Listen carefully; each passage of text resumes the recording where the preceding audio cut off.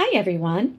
I am so excited to share this video about the new highlighter features that you can find in the premium license of Read and Write for Google Chrome.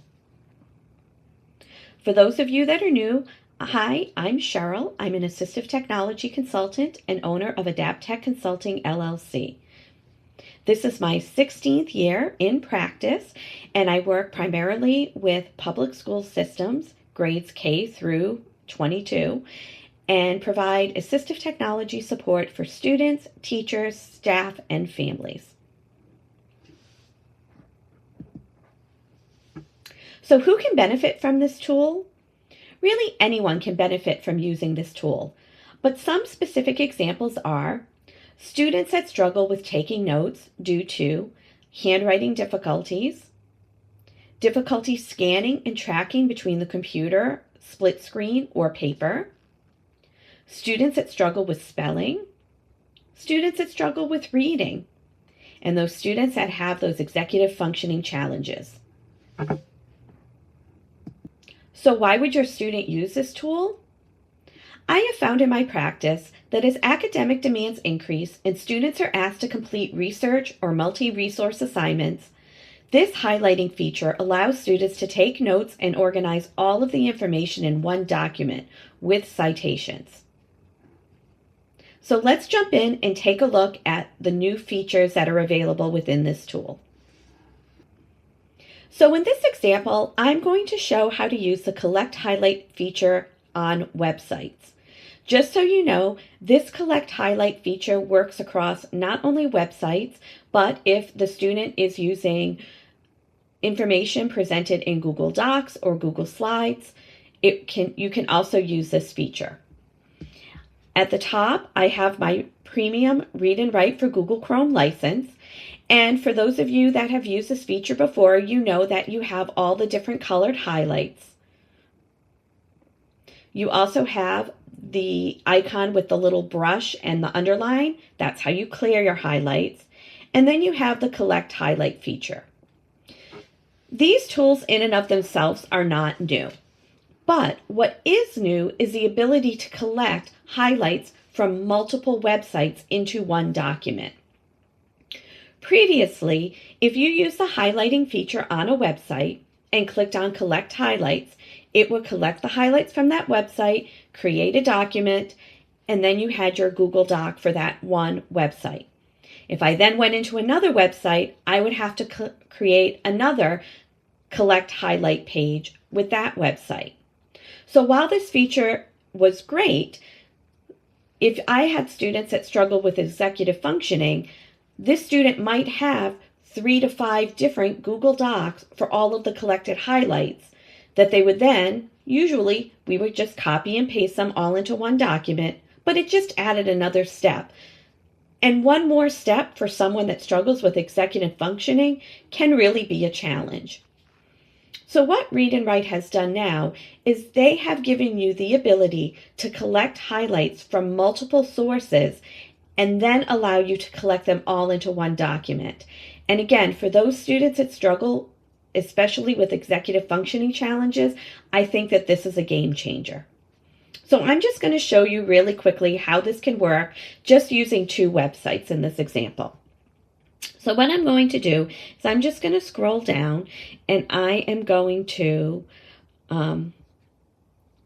find some text and I'm going to highlight them. And right now I'm just going to kind of randomly highlight, and I'm going to do a couple that are in different colors just so you can see how this feature works.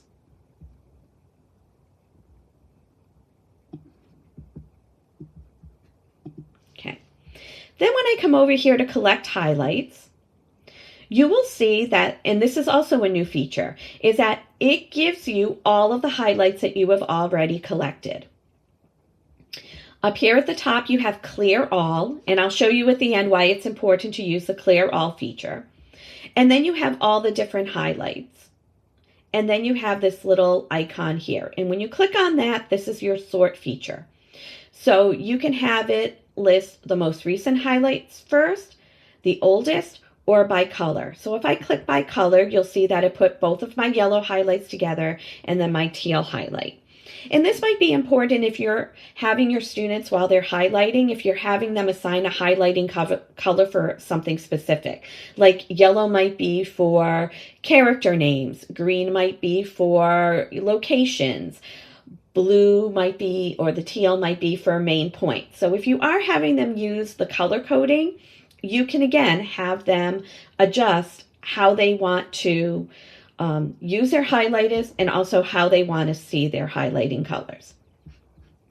Within each of the within each of the blocks, you will see the text that you highlighted, and you'll also see it's for every single one, it is going to reference back to the original website. And this is so important for citations. One of the things that I usually hear from teachers and students is that when they're using multiple resources, the students will be taking notes, but then when it's time to cite them, they don't necessarily remember exactly where they got the information from. Even if they bookmark the website, they then have to go back in and remember, okay, which website did I get this information from? So this is a really nice tool that it's going to put that citation right there within the Collect Highlight box, and that will transfer over to Google Docs just like it did before. If you click on your three dots here, this allows you to delete. So within this, the students can go and collect all of their highlights. And before they move them into a Google Doc, they can then decide, do I really want that information in there or not? Now, don't worry, because when the student does move it into a Google Doc, this is a fully editable Google Doc. So students can still go in and do that, but this just allows them to maybe streamline it a little bit more before they create that Google Doc. If I want to have any of the text read aloud, I can just highlight the text and come in and use the text-to-speech features.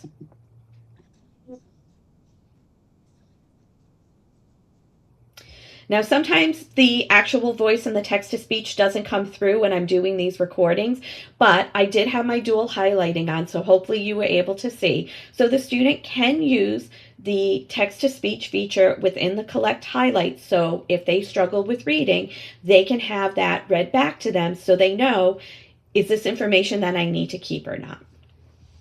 All right, so what I'm going to do now is I'm going to hop over to this other website, and I'm going to decide that I'm going to highlight some more text.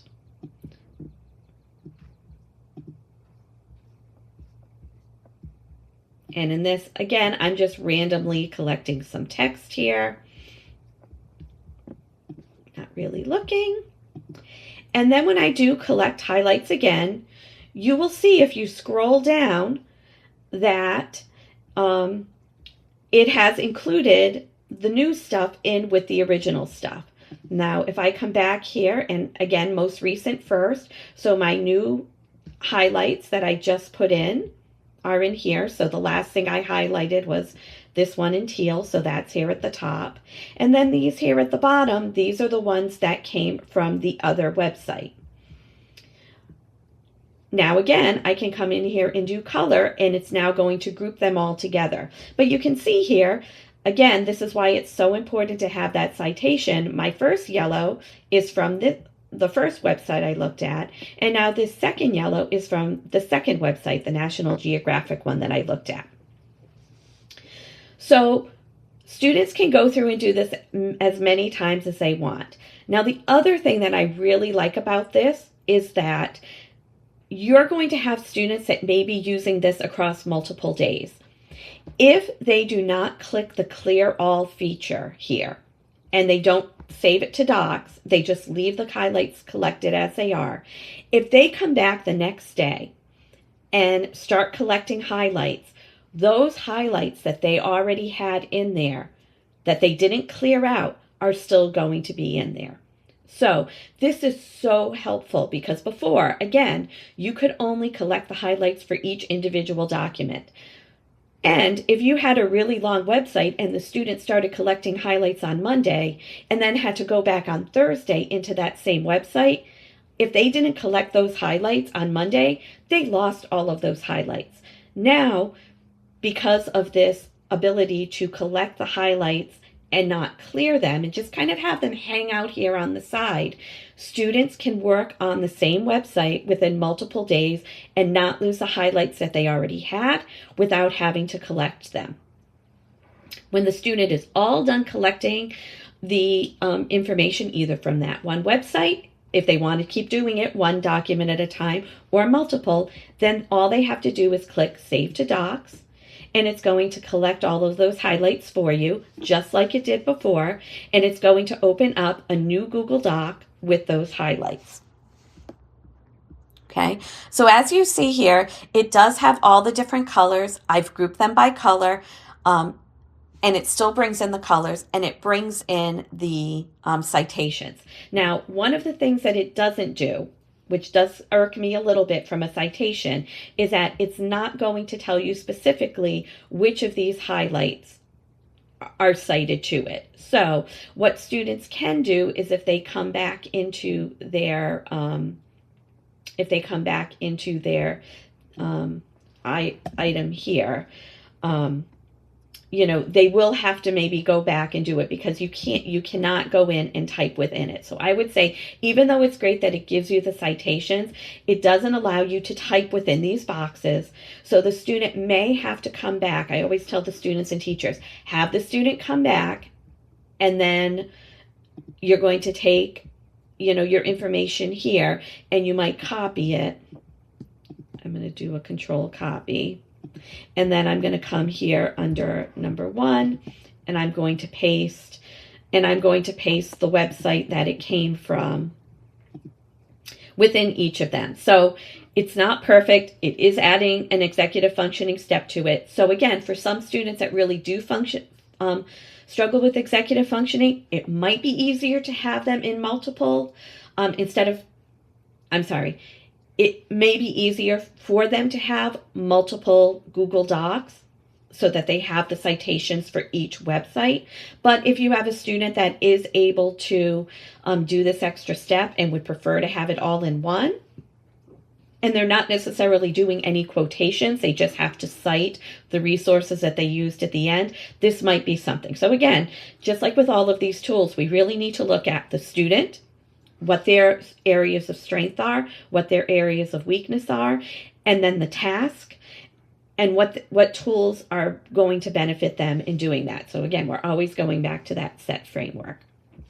Once you're in your Google Doc, I can then come back in here. I can highlight everything, and then I can just do the sweep, and I can get rid of all of my highlights too. So once the student doesn't need those highlights anymore, they've grouped everything together, they have all of their citations, they can get rid of the highlights, and then they can start using this information either for their notes or for their writing. So I hope that you found this information helpful, and hopefully you can think of some students where this new highlighter feature can benefit them while they're doing their research or multi-resource assignments.